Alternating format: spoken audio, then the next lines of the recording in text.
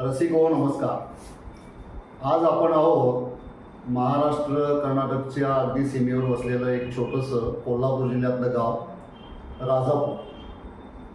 राजापूर हे गाव पूरग्रस्त सतत पुराने वेढलेलं असणारं गाव म्हणून तुम्हाला परिचित असेल कदाचित. प्रसिद्ध प्राचीन अशा मंदिरांनी प्रसिद्ध असलेलं खिद्रापूर हे राजापूरचं शेजारचं गाव. या गावाच्या शेजारून कृष्णा नदी वाहते आणि कृष्णेचं पाणी जेव्हा मिळायला लागलं तेव्हा इथली शेती फुलायला लागली. पण तत्पूर्वी हे तसं दुष्काळग्रस्त गाव असंच होतं. शेती फुलायला लागली पण त्याच्या आधी या गावामध्ये काय फुलत होतं तर बाकी काही माहीत नसलं तरी इथं कला फुलून येत होती. कला फुललेली होती. कलेचा मळा फुललेला होता असं म्हणायला हरकत नाही. असा एक भाग आज आपण चर्चेला घेणार आहोत.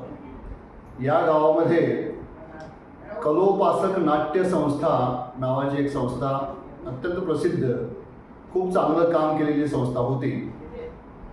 याचं नावच बघा किती साहित्यिक अशा प्रकारचं आहे, कलोपासक नाट्य संस्था. आणि या संस्थेसंबंधी आपण थोडीशी बातचीत या ठिकाणी करणार आहोत.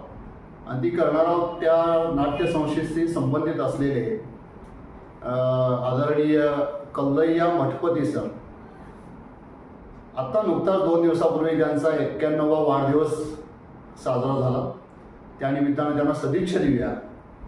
पण या वयात सुद्धा अत्यंत चांगली तल्लख अशी स्मरणशक्ती असलेले कल्लय्या मठपती सर आपल्याला कलोपासक नाट्य संस्थेबद्दल माहिती देतील. नमस्कार सर. कलोपासक नाट्य संस्था ही राजापूरचं एक वैशिष्ट्य ठरलेली आहे. बरोबर. आताच्या पिढीला त्याच्याबद्दल फारसं काही माहिती नाही. पण त्याचा एक जिवंत जिता जागता पुरावा अनुभव घेतलेली व्यक्ती म्हणून तुम्ही आम्हाला मिळाला. तर मला सुरुवातीला असं विचारायचं की कलोपासक नाट्य संस्था ही साधारण कोणत्या वर्षामध्ये कोणत्या सालामध्ये सुरू झाली, त्यावेळेस गावाची परिस्थिती काय होती आणि ती कशातून सुरू झाली, म्हणजे कोणाची प्रेरणा मिळाली त्यासाठी? कलाप्रेमींना नमस्ते. राजापूर हे गाव, या गावामध्ये माझे थोरले बाबा आणि माझे वडील यांचं भजन मंडळ होतं. ते दिमडी आणि एकतारीवर भजन करत होते. माझ्या थोरल्या बाबांना म्हणजे काळय्या दुलडय्या मठपती असं त्यांचं नाव. मुलं फार आवडत होती. त्या लहान मुलांना संध्याकाळी घेऊन ते दिमडी आणखी एकतारीवर भजन शिकवले. 2-3 महिने गेल्यानंतर प्रत्येक वर्षी पंचमीच्या दिवशी खालच्या महादेवाच्या मंदिरामध्ये गोपाळकाला होतो, त्याला काय म्हणतात गोपाळकाला. त्याच्यासाठी दुपारी भजन ठेवतात. मग त्या भजनामध्ये आमच्या थोरल्या बाबांनी शिकवलेल्या मुलांचं भजनाचं कार्यक्रम झालं. त्या गावकऱ्यांना आणखी तिथं त्या लोकांना फार आवडलं. आवडल्यानंतर आमच्या बाबांना काय सुचलं, आता या मुलामध्ये हार्मोनियम वादक कोण नाही, तबला वादक कोण नाही, हार्मोनियम वादक आणि तबला वाजवण्यासाठी शिकवणाऱ्या एका गुरुची आवश्यकता आहे असं त्यांना वाटलं. वाटल्यानंतर त्यांचे अत्यंत स्नेही मित्र बाबोंडा बसवंडा पाटील, रामगोंडा अतवंडा पाटील, बाबू मल्लप्पा ओटी वगैरे मंडळीबरोबर विचार करून ते मळवाड म्हणून येते आथणी तालुक्यात गाव आहे जवळपास. त्या गावामध्ये एक नाटक कंपनी होती. त्या नाटक कंपनीमध्ये शिकवायला तिथं माझ्या आकाचं घर आहे, म्हणजे थोरली चुलत बहीण. मग तिथे गेल्यानंतर ते नाटकं वगैरे बघितली, त्यांचं रिहर्सल करत असलेलं बघितलं. बघितल्यानंतर आम्ही गेली ते गुरुवर्य लिंगानंद पुजारी नावाचे ते नाटक वगैरे शिकवत होते. हां. अत्यंत कलाकार, मोठे कलाकार, सगळे विद्या निपुण, तबला वाजवत होते आणि हार्मोनियमचं एक्सपर्टच. हां. त्यानंतर पात्र कशी करायचे, कलाकाराचं प्रदर्शन करायचं, हे स्त्री पात्र सुद्धा साडी नेसून ते प्रत्यक्ष रिहर्सलमध्ये करून दाखवत होते. हो. बरं. मग हे त्यांना वाटल्यानंतर ते काय केले व ते ठरलं शेवटी. ठरल्यानंतर त्यांना फक्त भजन शिकवण्यासाठी म्हणून 3 महिन्यासाठी आणले.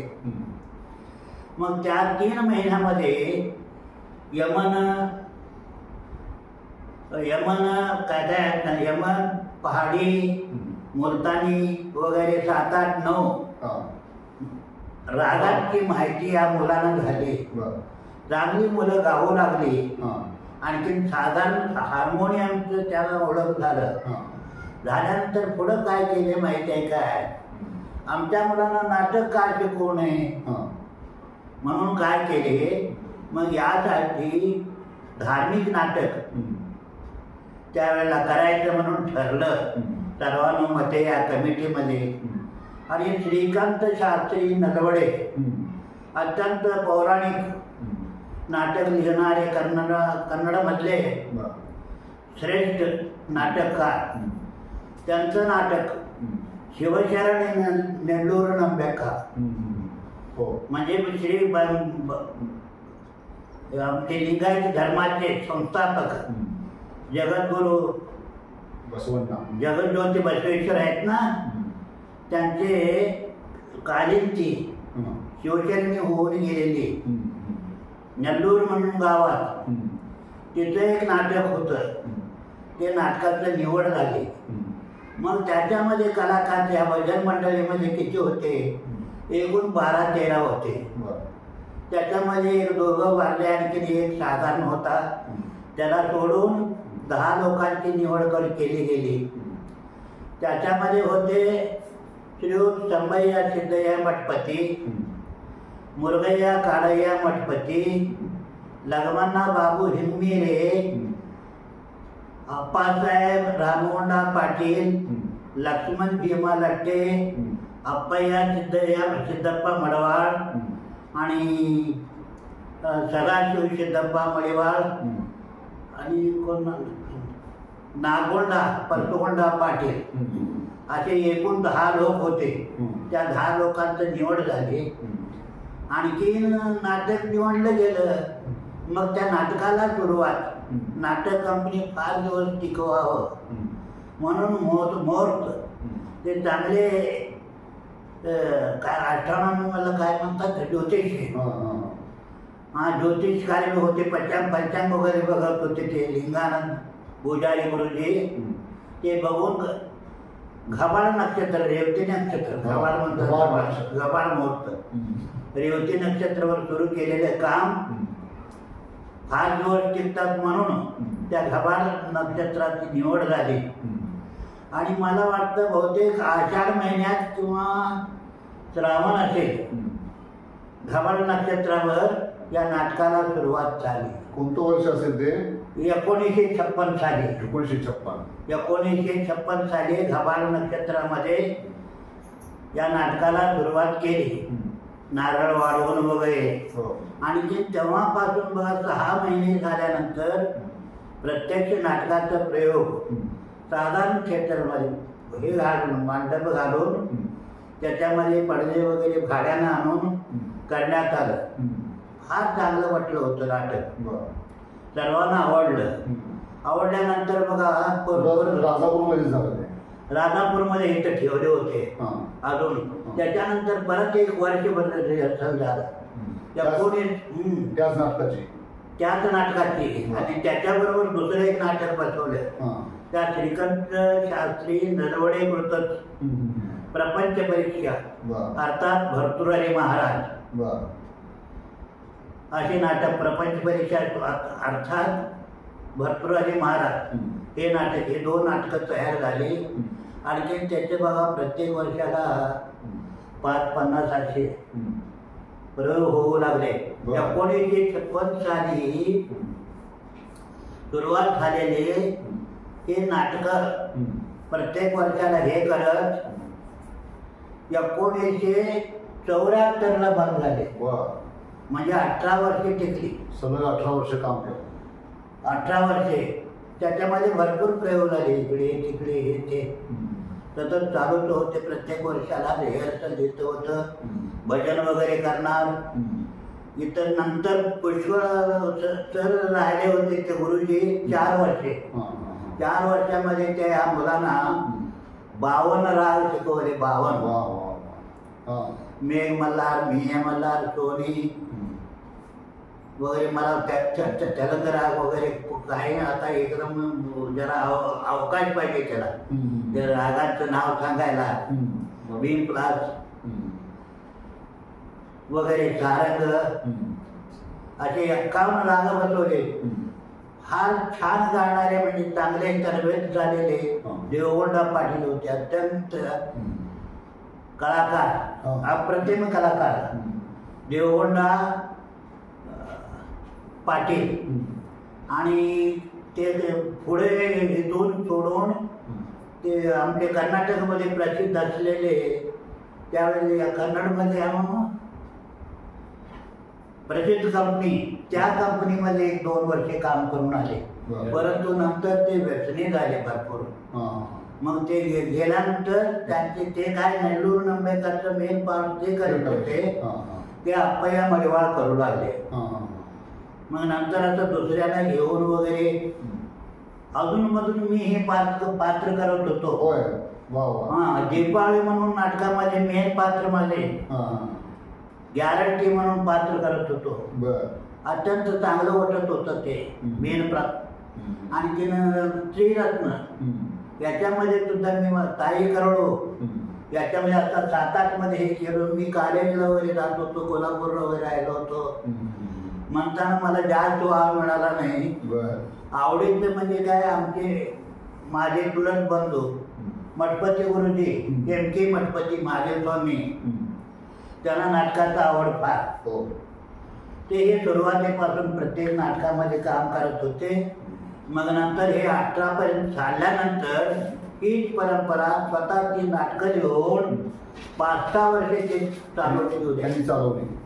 चालवले. मग असे एकूण स्वतः ते हे तसे बोलावले महादेव आवटी अमुक तमुक वगैरे मदत करून वगैरे. प्रत्येक आता नाटकं पेटी वगैरे पेटी वगैरे तर्फेच झाले होते. कुठल्याही गोष्टीचा अभाव नव्हतं. त्यावेळेला स्वतः लिंगानंद पुजारी गुरुजी पेटी वाजवत होते, हार्मोनियम. आणि अण्णाप्पा कलावंत म्हणून पात्रधार असतात नाही, पात्र काय म्हणतात त्याला, नायकिंग म्हणतात त्यांना कलावंत. कलावंत त्यांचं नाव. भयंकर फेमस. बोल ते भरू लागले, इतकं बोलत हलकं ते हे तुटून जाणार. कुठं उठवायचं आणि गाणं एकदा बंद केल्यानंतर सापडणार नाही. ते हे काम म्हणतात ना, मात्र सापडणार नाही. हे कुठं इतकं भारी वाजवत होते.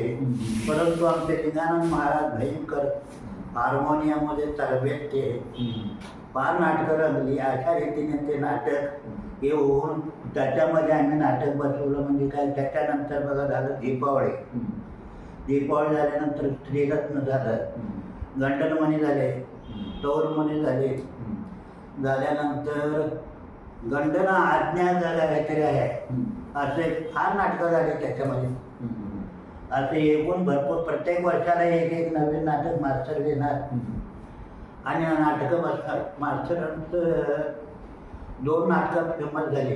ओ इलिबा ये इलिबा हे एक, आणि काहीतरी आमचं बाळया वगैरे पात्र केले होते. ते काय मला काय आठवत नाही त्या नाटकाचं नाव. असे आम्ही परवा ते मास्तर असेपर्यंत चालवले ते. नंतर ते बंद. आता ही जी नाटकं होती याच्यामध्ये संगीत प्रधान अशी नाटकं होती काही? सगळे संगीत प्रधान. म्हणजे महाराष्ट्रामध्ये संगीत नाट्य परंपरा जशी आहे, प्रत्येकामध्ये 10-12 गाणी असे. ती शास्त्रीय त्या शास्त्रीय हा, हा. संगीतच असणार हो, शास्त्रीय संगीत. त्याच्यामध्ये या आपल्या त्रितालामध्ये असणार, हा, हा. जगतालामध्ये असणार, हा. ध्रुपदमध्ये असणार, बरोबर. हे वेगवेगळे आहेत का नाही, हे सगळे तालामध्येच असणार. आता हातात झालं धरूनच बसणार आम्ही. 1 2 3 4 असं बरं, मात्रा धरून. मात्र धरून मात्रेप्रमाणात बरोबर. किंवा आता हे आपले गाणारी मंडळी कोण होती?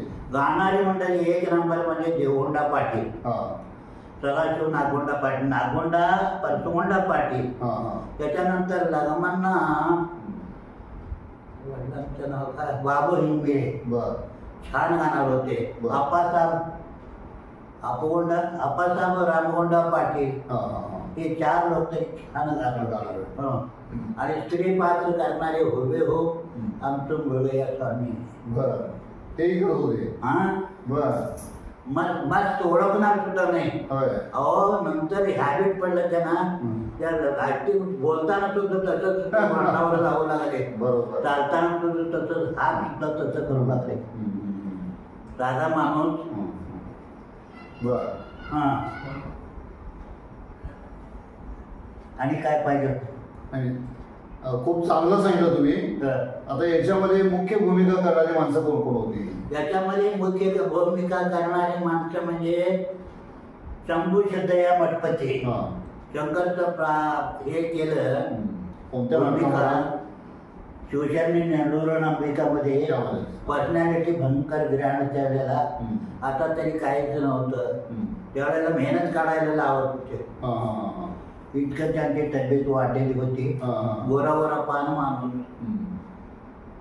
शेतीमध्ये राबवून त्यांची करत तसं झालं होतं. आता हे राहिल्यानंतर बघा वेशभूषा साक्षात ह्याच्यासारखं करत होते. शंकराची.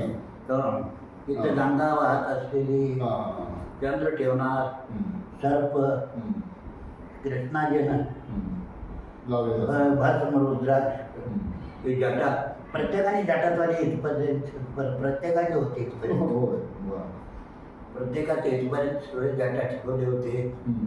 1 नंबर भूमिका. दृष्ट होणार काय काही ठिकाणी. बर.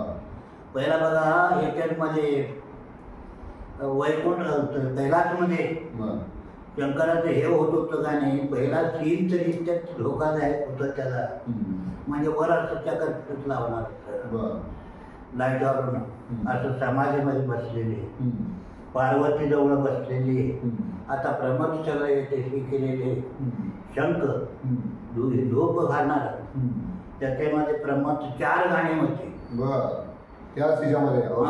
बर. पहिला बघा हे होत होते, शंकर गुरु भजते देव शंकर शुभ तिला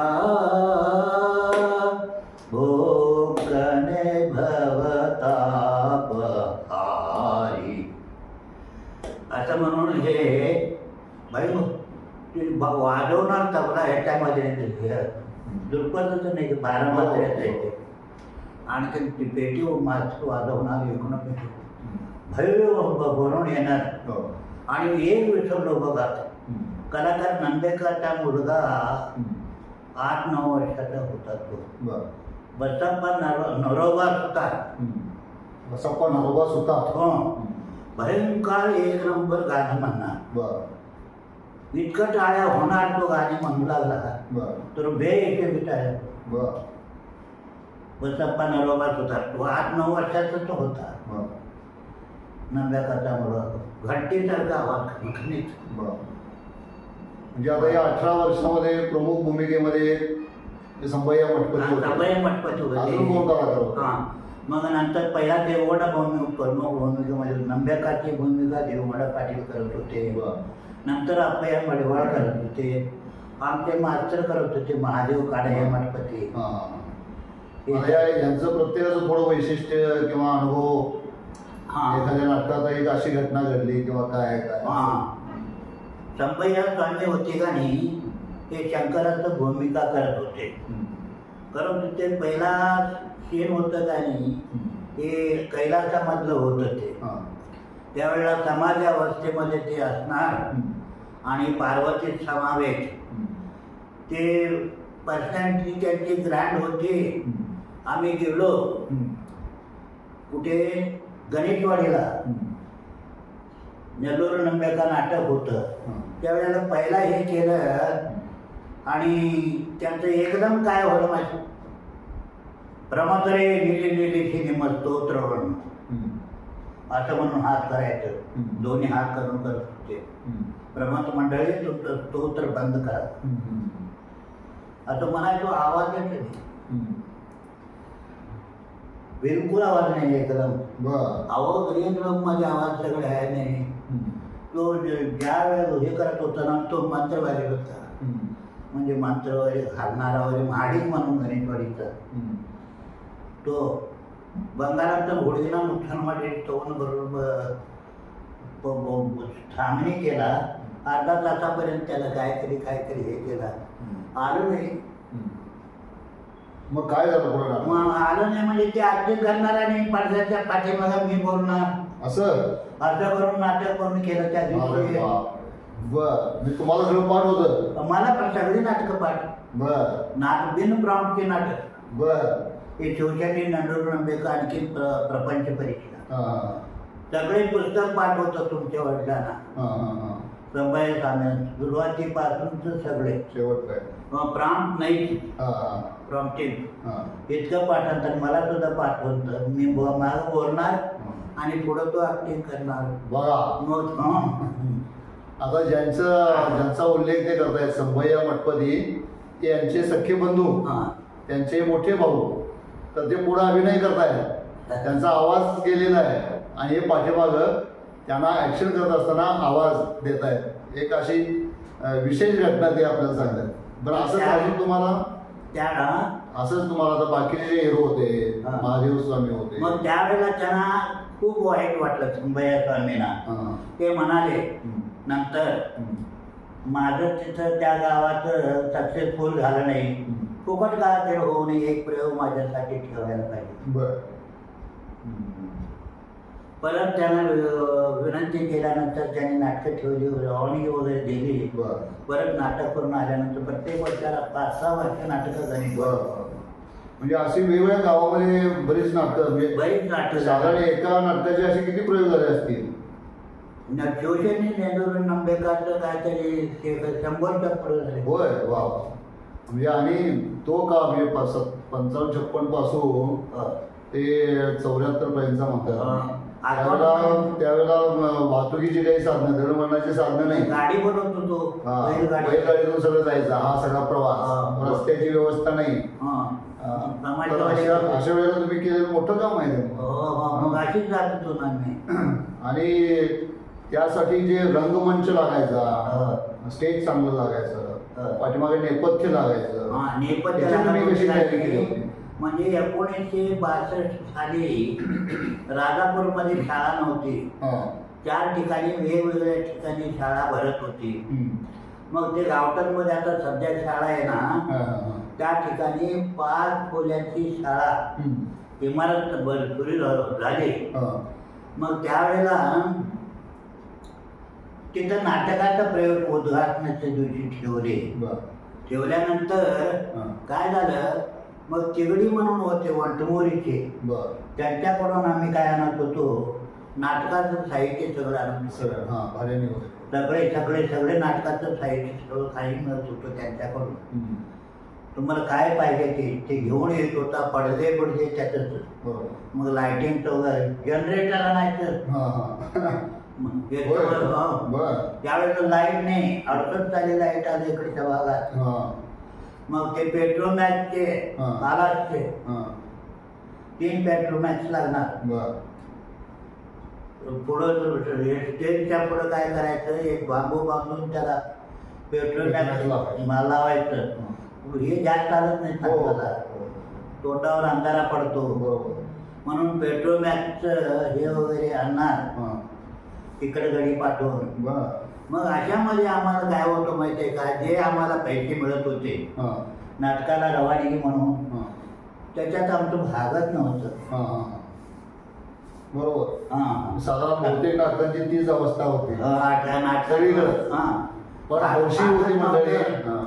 आणि हे बघून सरळ त्यावेळेला बघा ना, हे कन्नड शाळेमध्ये प्रयोग काय ठेवले का नाही, अत्यंत भव्य असं हे कुठलं नेलोर नंबेकरच्या नाटकाचा प्रयोग झाल्यानंतर ते गिजवणीचे गड इंग्लज तालुक्यातले B.S. पाटील म्हणून शिरोड तालुक्याला विस्तार अधिकारी काय म्हणतात त्याला व्हिडिओ ते उपस्थित होते त्यावेळेला. त्यांनी सगळं बघितले, काय केले तुम्ही किती पैसे घेता, 3-400 घेतो, काय किती असतो, 400-500 घेतो, कधी म्हटलं कधी 200-250 मध्ये भागतो. म्हणजे स्वतःला काय पगार तरी पडत नाही. आणि देवगडा तरी सांगितलं आम्हाला फक्त कानातलं रंग तेवढं शिल्लक राहते म्हणून सांगणार तो काय राहणार नाही. मग त्यांनी काय केलं माहितीये काय, चांगली पेटी 3 लाईनची हार्मोनियम आणायला आणि पडद्या असतात काय नाही म्हणा, नेपथ्याचं साहित्य सगळे खरेदी करायला. ते त्याचं हे काय म्हणतात ते कॅटलॉग मागवायचं, कोटेशन मागवून घ्यायला सांगितले. मग तिवडी करून आणि A.V. सतार मेकर म्हणून मिळेल त्यांच्याकडून तबला हार्मोनियमचं एवढे ऑर्डर घेऊन ते त्यांच्याकडून हे आणून दिलं त्याला. मग त्याच्यानंतर ते पैसे मंजूर केले. मग त्याच्यानंतर ते आणले, आमचे स्वतःचे झाले. कित्येक वर्ष येतो ते बाद झाले, सगळे बाद होते. आता हे तुम्ही हे सगळं जे होतं ना, हे सगळं जमा करणं, वाहतूक करणं, तिथे उभं करणं, स्टेजवरची मंडळी असतात, पण स्टेजच्या खाली मागं काम करणारी बरीच मंडळी असतात. ती जवळजवळ येणारी मंडळी कोण होती? ते बघा, आमचे कलाकार असे होते, शेतीमध्ये काम करणारे होते. म्हणून कित्येक जण काय करणार, लक्ष्मणा, भीमा लाटे वगैरे 4-5 लोक होते का नाही, ते स्टेज वगैरे घालायला ते स्वतः जात होते. त्यावेळेला ₹1.5 पगार होता शेतीमध्ये काम करणाऱ्याला. त्यांना रोजची मजुरी आम्ही देत होतो. मग एक दिवस अगोदर जाऊन ते स्टेज करत होते तिथे ज्या गावामध्ये होते काही. परंतु साहित्य गोळा करण्याच्या लोकांना हे करणार. ॲक्च्युअली भुवनाळला आमचं नाटक झालं. मग त्यावेळेला आम्ही गेलो, जेवण वगैरे व्हायला तिथे गेल्यानंतर 9:30 9:30 तरी वाजलं ना. बरोबर. मग आम्ही बसलो ते सावकार माहिती आहे का, भुवनाळचे शहापुरे, बाळासाहेब शहापुरे म्हणून दत्त कारखान्याला चेअरमन होते ना. मग त्यांचे थोरले बांधव याला बरोबर लोकांनी सुरू मारले मनाला आणि तो वाईट शब्द बोलला मला. विज्ञान गांधीवर यार अर्धा मर्दा आहे त्याच्यामध्ये. आम्ही सांगितलं सावकार नाटक, आम्ही हे नाटक म्हणतो त्याला, अगदी बरोबर पद्धतशीर राहायला पाहिजे, सगळ्यांचं हे पद्धती प्रकारे हे व्हायला पाहिजे. सुरुवातीला हे म्हणतात काही नाही नांदी, त्या नांदीला सगळ्यांनी हजर राहायला पाहिजे. तसं झाल्याशिवाय होत नाही. सुरुवातीला तुम्ही बोलवायला आम्हाला लेट केला, त्याच्यामध्ये म्हणजे आम्ही सांगतो 10:30 नाही, 11 नाही, 11:30 व्हायला 11:15 वाजणार ना. सुरुवात पाहिजे असली तर सांगा, नाहीतर बंद करतो. गप्पच गेला. खडा बोलणारा माणूस मी तिथं मी मॅनेजर म्हणून काम करत होतो, पण सगळी जबाबदारी माझ्याकडे असतो. ते सांगितल्यानंतर गप बसला. नाटक इतकं वाटलं. मग तोच येऊन सांगायला लागला, तर शिक्षित करा, पैसे आणून द्यायला लागले. म्हणजे रमानी किती असते काय नाही, त्याच्यापेक्षा दाम लोकतेनं बक्षीस पैसे होते. हो, लोकांच्याकडनं बक्षीस यायची. महिने होतो लोकांमध्ये जर सावकाश करा म्हणून सांगू लागला तोच येऊन. बरोबर. मग नंतर नमस्कार. दुसऱ्या दिवशी मी बोललो, मला काय कल्पना नव्हती. प्रत्येक वर्षाला अर्धा वर्ष तरी केलं वेगवेगळ्या. असे कोणकोणत्या गावांच्या मध्ये तुम्ही किती अंतरापर्यंत गेला असता? मग शेवटी आमच्या 25-30 किलोमीटर पर्यंत सगळी गावं जवळपास. सगळे गाव हे बाउंड्रीमध्ये आहेत का नाही, कन्नड भाषा कुठली ह्याच्यामध्ये येते नाही, त्या संपूर्ण गावामध्ये आमची प्रयोग झाला. आणि सगळी नाटके कन्नड भाषेतली. कन्नड भाषेतली. हे गाव तसं कर्नाटकच्या सीमेवर असल्यामुळं बहुतांश सगळं गाव कन्नड भाषेत बोलायचं आणि कन्नडचा प्रभाव अजून पण या गावामध्ये आहे तसा. छान सांगितलं तुम्ही.